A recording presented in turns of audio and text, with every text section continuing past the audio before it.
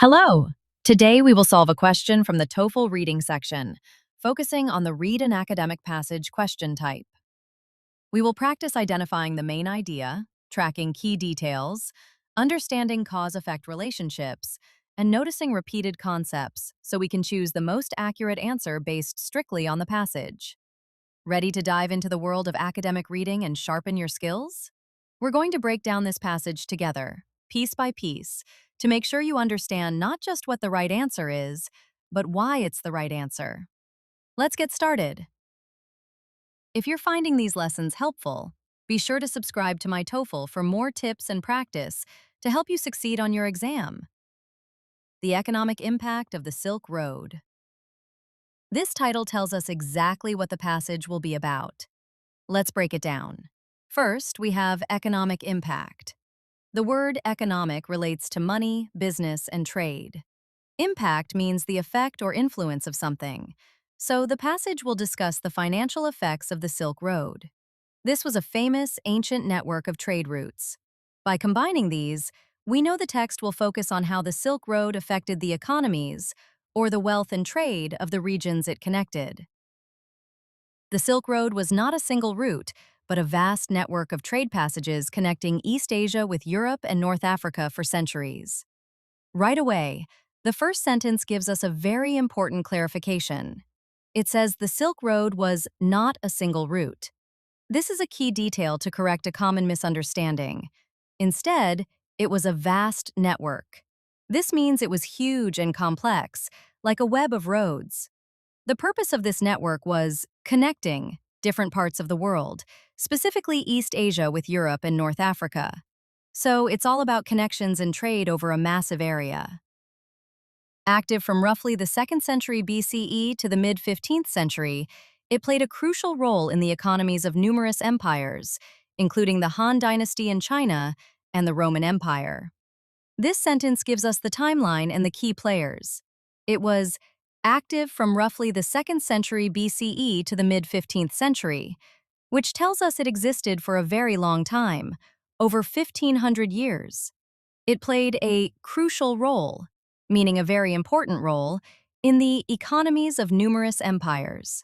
The passage gives two major examples, the Han Dynasty in China and the Roman Empire. This sets the stage for the economic discussion mentioned in the title.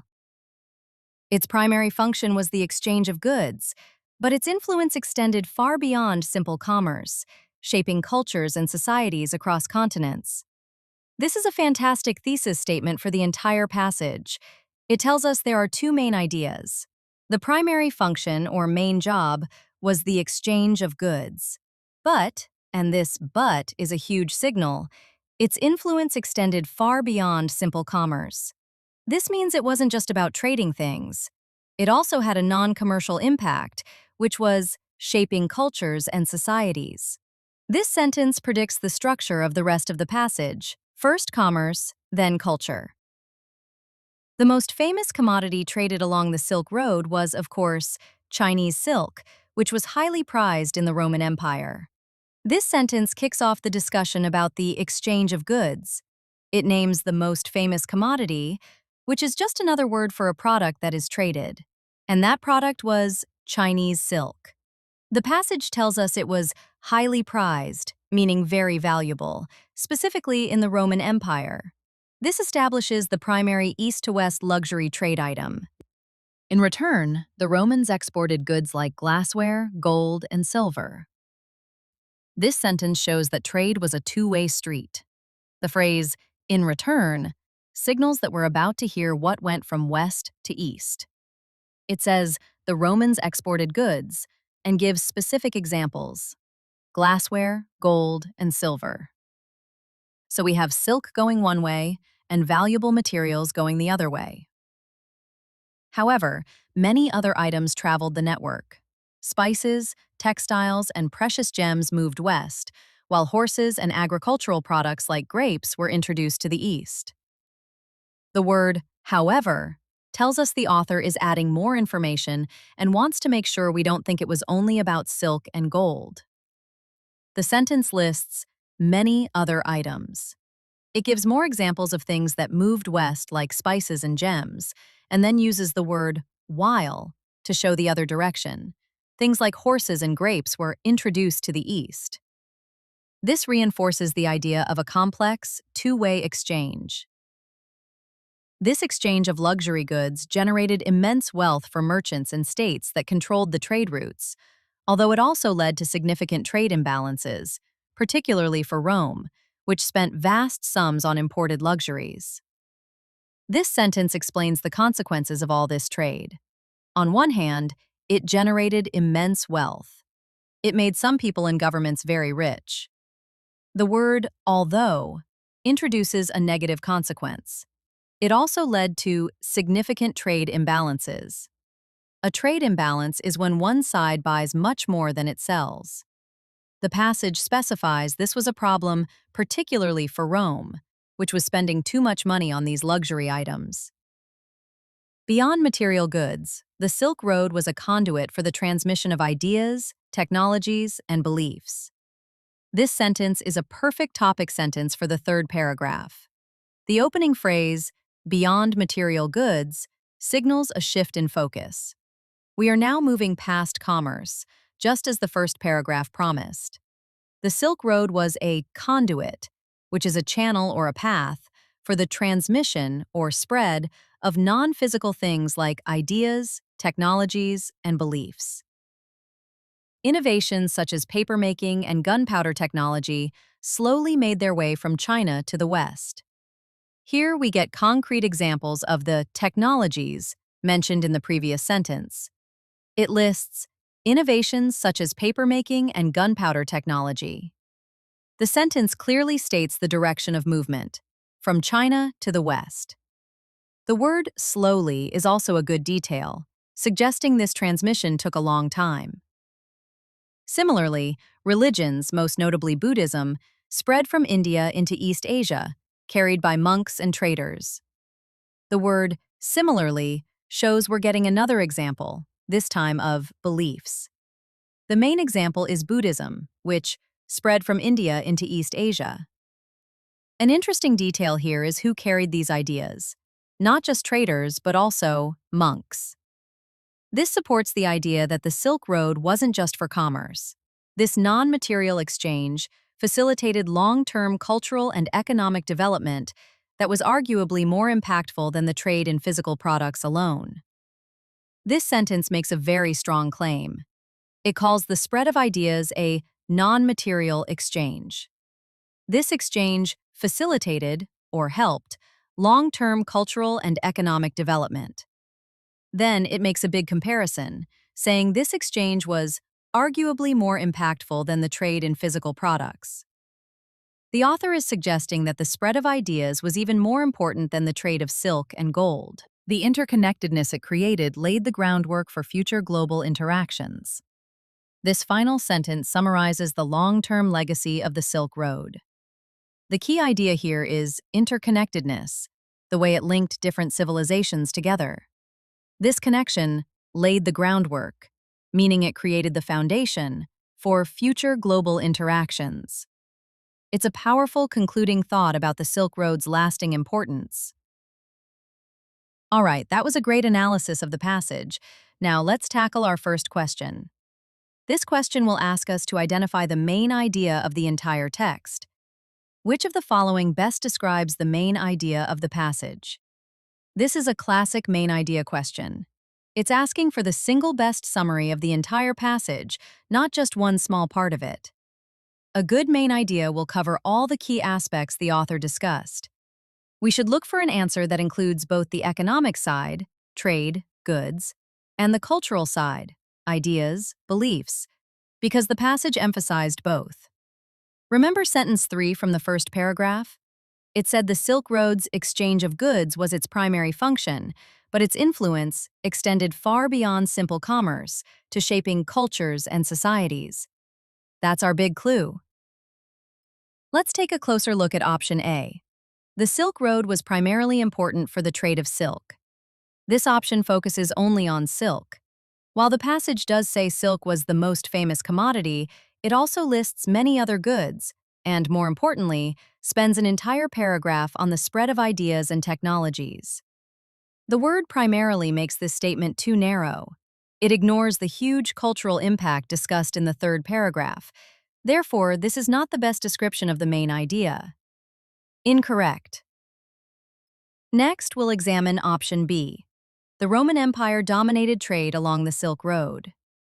This option claims the Roman Empire dominated the trade. The passage mentions the Roman Empire as a key trading partner and even notes that it had a trade imbalance because it spent so much. However, the text never says Rome dominated or controlled the trade. It also mentions the Han Dynasty in China as another major empire. This statement is an unsupported claim. Incorrect. Let's move on to option C. The Silk Road's influence included both economic and cultural exchange. This option looks very strong. It mentions both economic exchange, which covers all the goods discussed in paragraph 2, and cultural exchange, which covers the ideas, technologies, and religions in paragraph 3. This perfectly matches our prediction based on the passage's thesis statement in the first paragraph. It successfully summarizes the entire scope of the text. Correct. Now let's take a closer look at option D. The Silk Road's decline was caused by new technologies. This option talks about the decline of the Silk Road. Let's scan the passage. The passage gives a time frame for when the Silk Road was active, up to the mid-15th century, but it never once mentions why it declined. It talks about the spread of technology, but not technology causing its end. This information is not in the text at all. Incorrect. Here, the correct option is C, which shows that once we understand the main idea of the text, identifying the correct answer becomes much more straightforward. Great job on the main idea question. Let's move on to our second question, which is a vocabulary in context question. We need to find the best synonym for a specific word as it's used in the passage. The word facilitated in the passage is closest in meaning to. This question asks for the meaning of the word facilitated. To answer this, we need to look at the sentence where it appears and use the context to figure out its meaning. The sentence is, "This non-material exchange facilitated long-term cultural and economic development." So, what did this non-material exchange do to development? Did it help it, hurt it, or stop it? The passage argues this exchange was very impactful and positive, so we're looking for a word with a positive meaning, like helped or supported. Let's take a closer look at option A, prevented. Prevented means stopped something from happening. The passage clearly states that this non-material exchange led to development. It didn't stop it. This is the opposite of what the context suggests. Incorrect. Let's move on to option B, made easier. This option, made easier, fits perfectly. The spread of ideas and technologies like papermaking would certainly make cultural and economic development easier and help it happen. This aligns with the positive and impactful role of the non-material exchange described in the paragraph. Correct. Next, we'll examine option C, complicated. Complicated means made more difficult. Again, this is the opposite of the author's point. The author is highlighting the benefits of this exchange, not suggesting it created problems for development. Incorrect. Now, let's take a closer look at option D, ended. Ended means brought to a stop. This doesn't make sense in the context. The exchange didn't end development, it caused it or helped it to grow over the long term. Incorrect. The correct choice should be marked as B, because the context of the passage supports only this option. The other choices involve surface-level reading or misinterpretation. Excellent work. Now for our third question. This one is an inference question, which means we have to read between the lines. What can be inferred about the Silk Road from the passage? An inference question asks us to draw a conclusion that is strongly suggested by the text, but not explicitly stated. We need to find the answer choice that is the most logical conclusion based on the evidence provided in the passage. We're looking for something that is almost certainly true, given the information we have.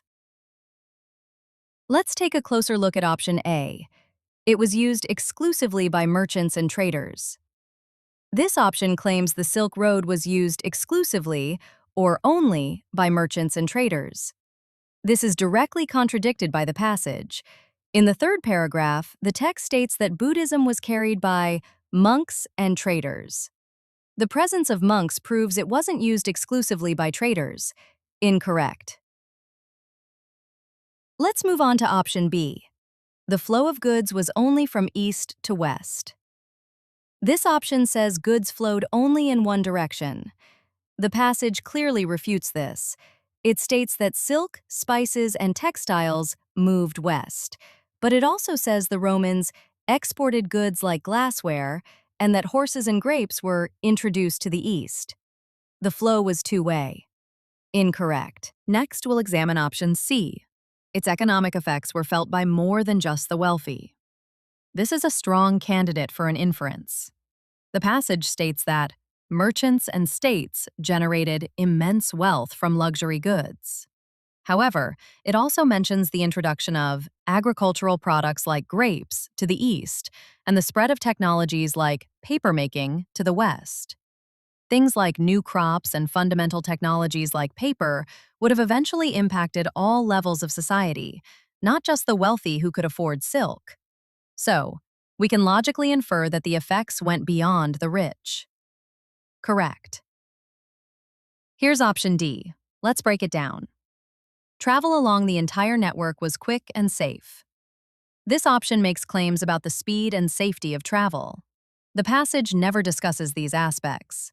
It describes the Silk Road as a vast network and mentions that technologies spread slowly. This might suggest travel wasn't quick, but the text provides no information about safety. We cannot infer this from the passage. Incorrect. The correct answer to this question is C, since this option alone fully and clearly addresses what the question is asking, highlighting the importance of careful reading. All right, we're on a roll.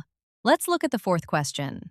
This is a detail question, so we are looking for a specific piece of information mentioned directly in the text. According to the passage, what was a significant export from the Roman Empire? This question is very direct. The keywords are significant export and from the Roman Empire.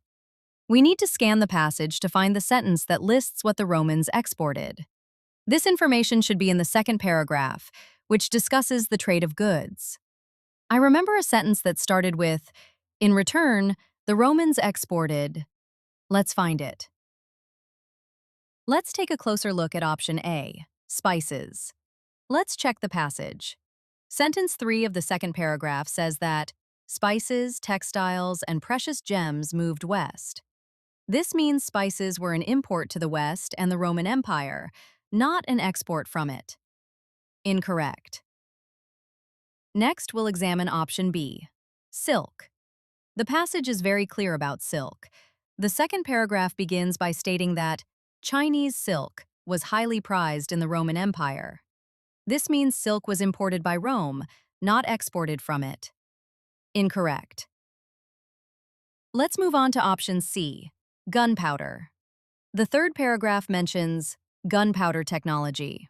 However, it explicitly says this was an innovation that made their way from China to the West. So, this technology was an import to the West, not an export from Rome. Incorrect. Now let's take a closer look at option D, glassware. Let's find the key sentence. The second sentence of the second paragraph says, "In return, the Romans exported goods like glassware, gold, and silver." There it is, listed directly in the text. Glassware was an export from the Roman Empire. Correct. The correct answer is D, because the key expressions in the text directly match this option, while the other choices either provide incomplete information or clearly contradict the passage. Fantastic! We've made it to the final question. This question asks about the organization of the passage, specifically how the paragraphs relate to each other. What is the relationship between the second and third paragraphs? This question asks us to analyze the structure of the text. We need to understand the main point of the second paragraph and the main point of the third paragraph, and then describe how they connect. As we analyzed, the second paragraph is all about the exchange of physical goods and its economic results. The third paragraph shifts to discuss the exchange of non-material things, like ideas and beliefs. So the third paragraph is expanding on the topic introduced earlier. Let's take a closer look at option A. Paragraph 3 challenges the economic importance described in paragraph 2. This option says, paragraph 3 challenges the importance of the economics in paragraph 2. Challenge means to argue against. Paragraph 3 doesn't argue against the economic importance. It builds upon it. It says the non-material exchange was arguably more impactful. But this is a comparison of impact, not a denial of the economic importance. So, challenges is too strong and incorrect.